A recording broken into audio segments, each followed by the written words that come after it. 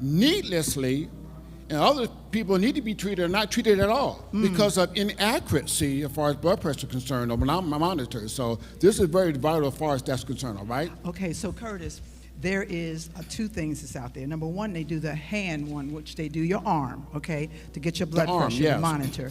And then they also have another type, which is for the wrist. Oh, the wrist. Now, there's some controversy about which one is better, okay, the arm or the wrist. Okay. So can you talk to us about that? Let's go to the next graphic, and here it is, folks. Okay, now let's look at this. Okay, this is from a medical journal called Asian Clinical Experimental.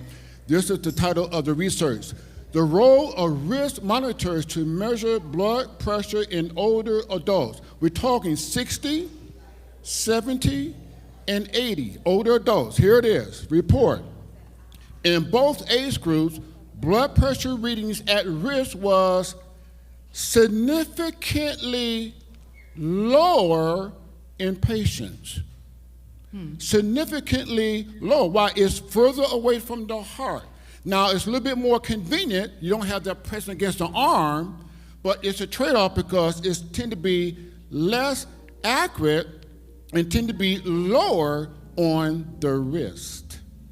So low on the wrist, okay, so there's a difference then. There's a difference, yes. Yes. So if you prefer to be more accurate, let's go with the arm as opposed to the wrist blood pressure monitors, all right? All right, so when we're doing that pressure, what's the best way? How can we know the accurate number that we should take? Because I know when you go to the doctor, they only do it one time. Yes. So if you're at home now, we got more of an ease to do it more than once. So Right. How can we get that accuracy to know exactly what our pressure is? Okay, let's go to the next slide, folks. Here we go, folks, all right? So there's another clinical study. Here it is, Lord. Nature's Review of Cardiology, all right, 2022. Aiming for accuracy. We're aiming for accuracy, straight from medical literature.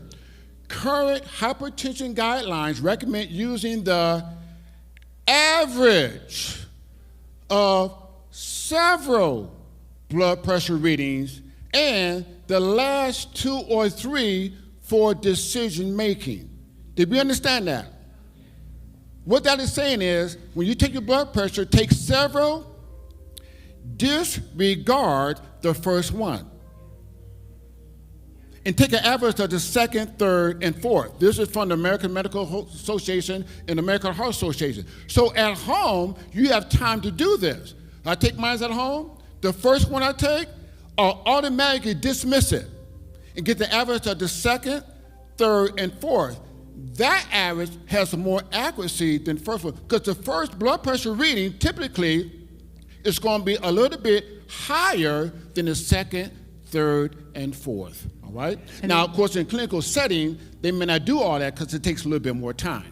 It takes a little bit more time, and they seem to kind of rush you along. Yeah, rush you along. They rush next, you along. Yeah, next, okay, may not have the time, yeah. So to get that accuracy, we need to go more than once. Yes. Then take an average of all 3. And then what about the time that you take it? Should you do it 3 times in the morning, or just at certain time? Well, we get to that as well. We get to that as well in the last slide, yeah. But now there's another one. What about some monitors may not be validated for accuracy? Oh. That you have at home. Okay, so what's the best one? So let's go to the next slide. Here we go, folks, all right? This is a website. You want to put this down, folks, all right? This is coming from the American Medical Association. ValidateBP.org. This is the website. These are monitors that's been tested for accuracy. ValidateBP.org. Go there, type in your blood pressure monitor that you have at home, type it in and see if your monitor is on the list. It may not be. Now, this is our personal monitor. This is the Omron Series 7. This is the most popular blood pressure monitor home use, all right? There's the Omron Series 3, 5, 7, 10. And some monitors, Omron, we like this one because it also takes your pulse rate. And if you have an irregular heartbeat, it will detect that. If you put your pressure on your arm improperly, it will have an error and won't work.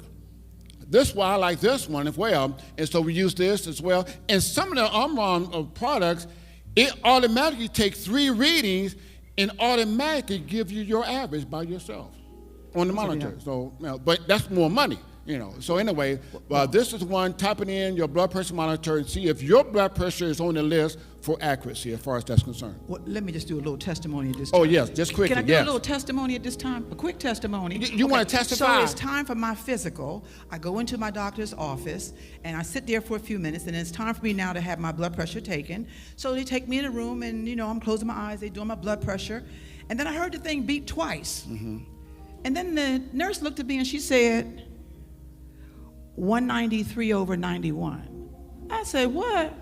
I have never had a blood pressure at 193/91. Never. Not She never, said- but she- never. She then said to me, our monitors are having some problems, so that second time it beeps, it just keeps on going. I said, you're about to have me get a stroke up in here, or a heart attack. This ain't good. So, you get yourself all worked up. Yeah. So she said later on they'll do it. So my doctor, I told her what was going on. I'm trying to figure out, why don't they just get new monitors? Come on now. Yeah. But when I went back to the back and he did it, my blood pressure was normal. I knew it would be. Okay, good. So Curtis, how do we know about that accuracy? Okay, last slide, folks. Let's go to the last slide. Here we go, folks, all right? So this is some of the things that we may not know. We know about sitting down, legs are not crossed, quiet environment. There's another one. Make sure that those who drink caffeine and alcohol, no, we shouldn't be doing it anyway, your blood pressure tends to be higher if you take your blood pressure after that intake. Also, make sure your bladder is empty. If it's not, it's going to be higher. Again, make sure room temperature. Blood pressure is typically higher in the morning time. So take it in the morning, next time, noon, next time, evening, take an average, and then also different times of the day. You do that, you more guaranteed to have an accurate blood pressure reading and know your score as far as that's concerned. All right. All right, well, John 10:10, Jesus said, I come, that I, my health life, and they. Let's do that one more time. Jesus said, I come, that they, my health life, and have it more abundantly.